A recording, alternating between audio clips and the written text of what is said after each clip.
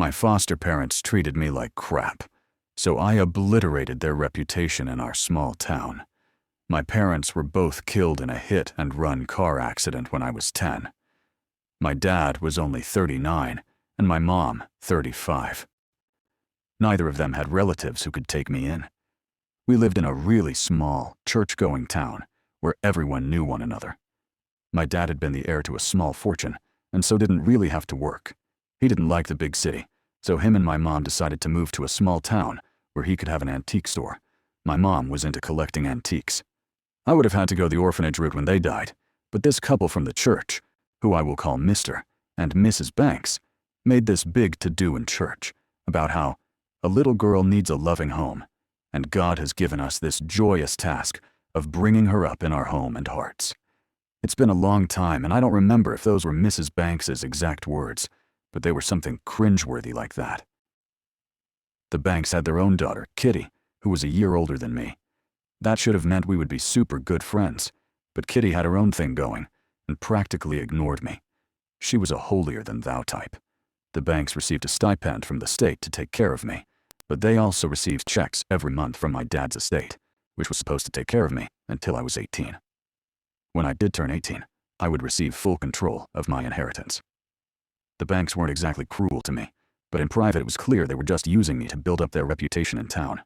In front of other people, they'd fawn over me in a sick, cotton candy fashion that made me uncomfortable. They'd also make Kitty be nice to me in public, which she resented. The Banks would also put on a big show whenever social workers came to check up on me. They'd coach me before the lady would come and tell me to praise how godly and wonderful they were. After the social worker left, they'd go right back to ignoring me and spending my dad's money on crap on the internet or on trips. It was clear to me, even as a tween and teen, that the Banks were only using some of my endowment, both from the state and from my trust, to take care of me. The rest, they spent on themselves. As I grew older, I could see that my foster parents would pretend as though they had great business acumen, and that's why they had more money, and could buy a new Volvo.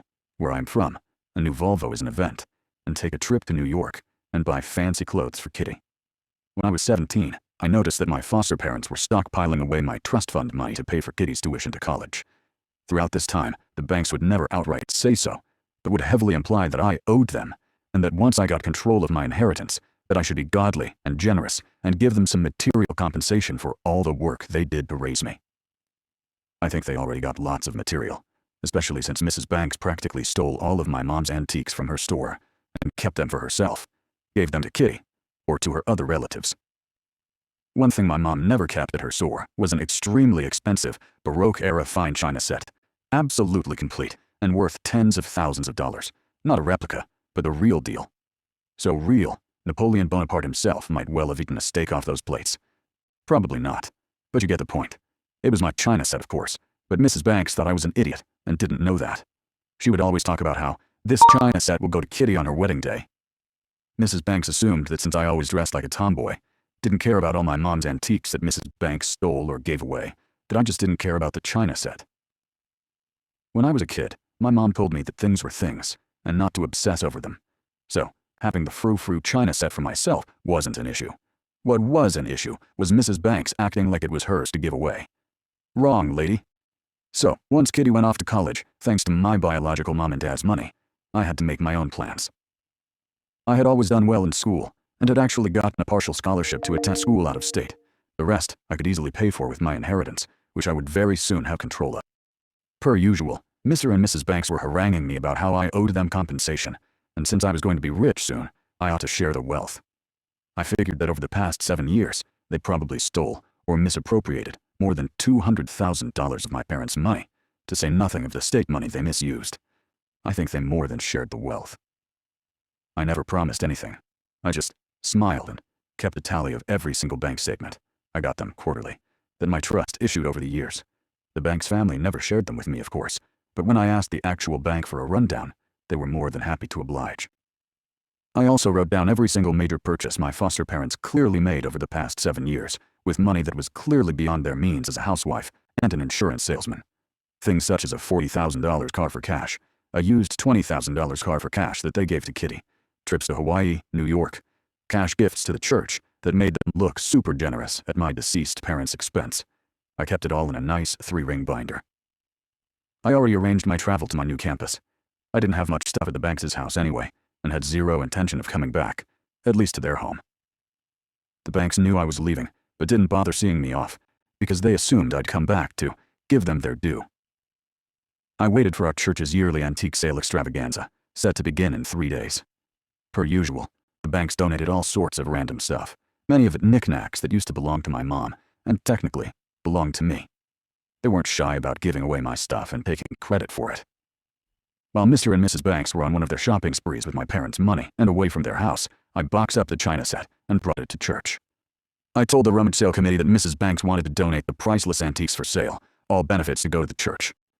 This donation is made in the name of Mr. and Mrs. Banks. I was being fair. If Mrs. Banks was really so godly, she would be delighted that such a wonderful donation be made in her name. Sadly, I knew she'd go the other way, because she was faker than porn star implants. The ladies were flabbergasted, especially when I told them the appraisal of the set's value. I also told them that if they needed proof of ownership and right to sell, to contact the number of a certain attorney in New York.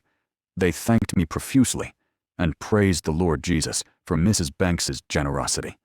This would be the most expensive item in their sales history. Everyone knew no one could afford to buy the set outright, but everyone would love to buy the pieces piecemeal.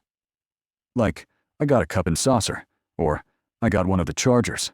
I got an egg cup. The Banks were supposed to work the sale the second day, and I wasn't there. What I did hear was that my foster mom went ballistic when she saw her china set for sale, and that it was a huge hit, and ladies from all over the county had bought pieces of it, and it raised so much money for the church. My foster mom threw a tantrum and said that I had stolen the set from her house. The ladies at the church explained that I had made the donation in her name, and she was getting credit for the donation to the church. My foster mom was practically yanking her hair out, according to what I heard later. She was trying to track down who had bought pieces and trying to get them back. Of course, she was unsuccessful. What she was successful in was looking like a grade-A douchebag.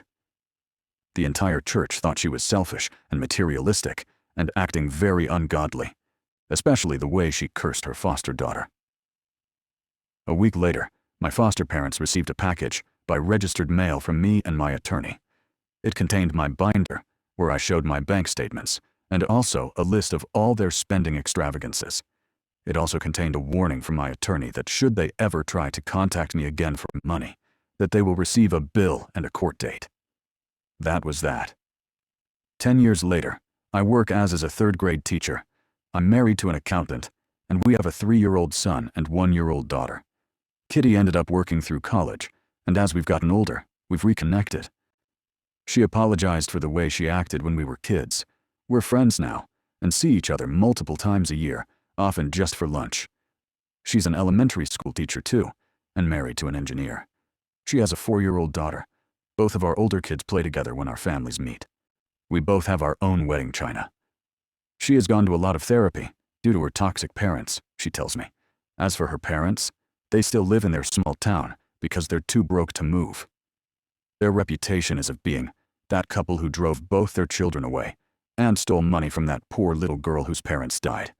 And they tried to steal money from Jesus when they whined about getting their Baroque china back. I hope your vulva was worth it, a-holes.